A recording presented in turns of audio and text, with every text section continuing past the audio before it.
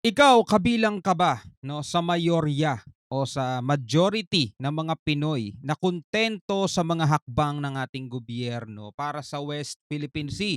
Ibig sabihin kung papaano natin ipinaglalaban o iginigiit ang ating karapatan dito sa West Philippine Sea, sang-ayon ka ba sa nagiging hakbang o kuntento ka ba sa nagiging hakbang ng ating gobyerno 'no? Good thing mga kapatid 'no, mula rito sa UNTV News. Ayon dito sa SWS survey ay, mayorya o majority umano sa mga Pilipino ang nagsabing kontento sila sa mga hakbang ng pamahalaan para ipagtanggol ang karapatan ng Pilipinas sa West Philippine Sea batay sa latest survey mga tol. No, hindi tayo masyadong agresibo, hindi tayo masyadong matapang na tipong maikipaggera na, pero at the same time iginigiit natin no yung ating karapatan, yung ating soberanya mga tol, na hindi yan sa China, yan ay atin. No, para do'n mga tol, ako okay ako do'n sa bagay na gano'n. Pero anyway, panoorin natin 'tong balitang 'to at bigyan natin 'to ng komentaryo, opinyon, reaksyon at kung ano-ano pa mga tol. Pero bago natin 'to simulan, siyempre hinihikayat kita, huwag mo kalimutan mag-subscribe. Click mo na rin ang notification bell para ma-notify ka whenever na may mga bago tayong reaction video tulad nito. 'Wag na po natin patagalin pa, panoorin na po natin 'to mga tol. Ang pagtaas ng bilang ng mga kababayan nating Pilipino ng approval nila sa effort ng ating gobyerno is a result of our transparency efforts. Tama. Naniniwala ang Philippine Coast Guard na epekto ng Transparency Initiative ang latest survey result ng Social Weather Station kung saan mas maraming Pilipino ang kontento sa mga hakbang ng pamahalaan ngayon pagdating sa issue ng West Philippine Sea o WPS. Though maraming mga Pilipino pa rin mga tol ang hindi sang-ayon sa giyera. Siyempre wala naman talagang may gusto nun kahit ako mga tol.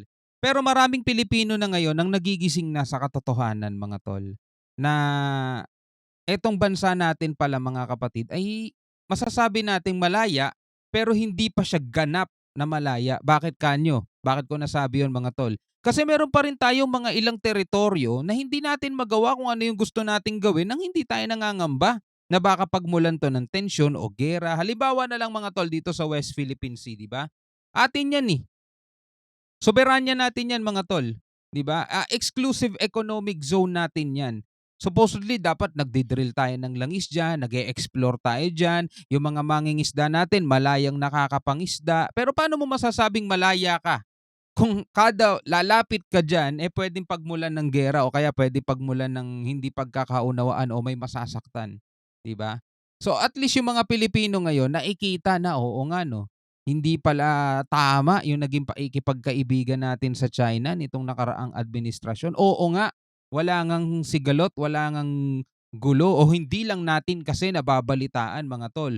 Pero alam naman natin may mga nauna ng balita noon 2022, 'di ba, 2021 na meron ng mga mangingisdang nagrereklamo. Kahit 2018, 2019 mga tol, may mga mangingisda na sinasabi nilang pinapaalis sila ng mga China Coast Guard na kinukuha yung mga huli nilang isda, 'di ba? At magpahanggang ngayon mga tol, do nanalo na tayo 2016 arbitral ruling, pero bumaba mga kapatid, no, bumaba yung huli ng mga mangingisda. Laging nagkakaroon ng tensyon dito sa Ayungin Shoal. May mga nasasaktan tayong sundalo at eto nga latest June 17 may naputulan pa ng daliri, 'di ba? Nakikita natin 'yan mga tol. Buti na lang talaga ngayon ang gobyerno natin kumikilos. Isinagawa ang survey mula June 23 hanggang July 1 kung saan tinanong ang 1,500 respondent. Kinomisyon ito ng think tank Stratbase ADR Institute. Ipinakita sa survey na 60% ng mga Pilipino ay nagsasabing sapat ang aksyon ng gobyerno tungkol sa pagpapatupad ng joint patrol at military exercise kasama ang mga kaalyadong bansa. 72% naman ang nagsabi na dapat magkaroon pa ng pakikipag-alyansa ang Pilipinas sa ibang mga bansa upang maipagtanggol ang karapatan sa West Philippine Sea. Ako doon, pabor ako doon sa 72%. No, ikaw, alin ka doon, sapat na action o 72%? Kung sa action ng Pilipinas, okay, sapat na 'yan mga tol. Kasi yun lang talaga yung kaya natin mga tol. Wala tayong mga modern na equipment o kaya wala pa tayong mga talagang ang modernong asset. So, dito ako sapat na action na kasi yun lang ang kaya natin. Tapos dito ako sa 72% mga tol na kailangan natin makipag-alyansa sa mas malalaking bansa o sa mas mga malalakas na bansa, mga tol? So we can say na effective ang transparency initiative natin. Although people are saying na hindi daw to effective as a solution to counter China. Pero from the very beginning naman, we have not said or claimed na this is a silver bullet sa problema natin ng West Philippine Sea.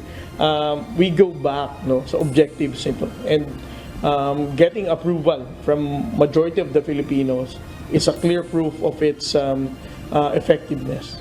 Yeah.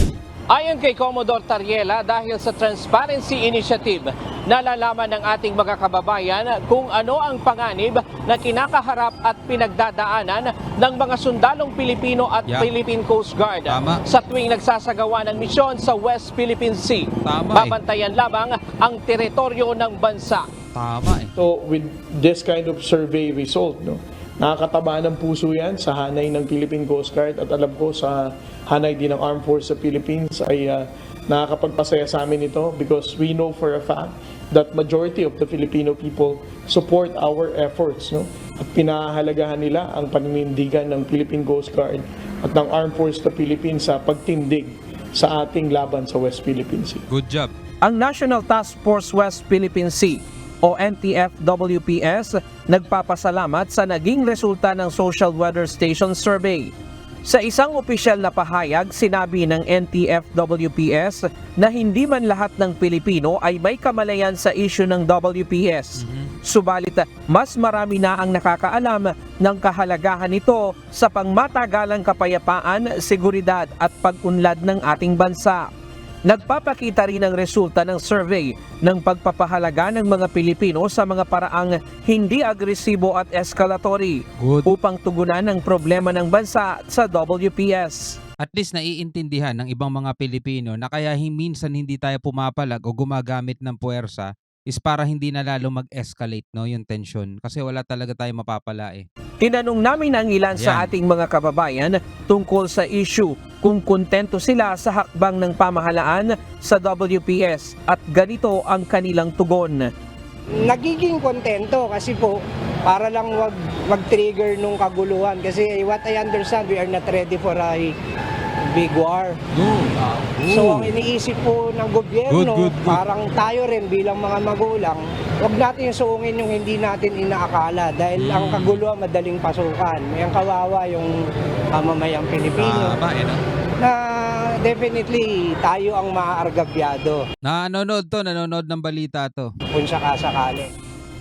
Hindi man po ako nakukulangan, pero po, siyempre po, sangayon pa rin po ako sa mga ginagawa ng gobyerno natin. Si Kay, residente mula sa Palawan, hindi naman kontento sa ginagawang hakbang ng pamahalaan sa WPS. Aniya, sila ang pangunahing naaapektuhan sa agresyon ng China. Nakukulangan ito sa hakbang ng Pangulo. Inalimbawa niya ang June 17 incident kung saan may naputulan ng isang daliri sa sundalo. Aniya, naging tahimik ang Pangulo ukol dito. Parang wala kasing action sa kanya kay President.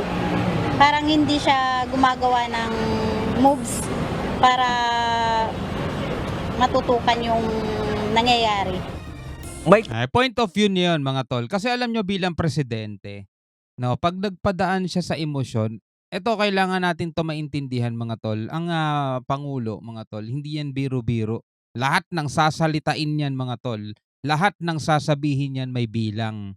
Meaning, ibig sabihin, mga tol, lahat ng sasabihin niya count.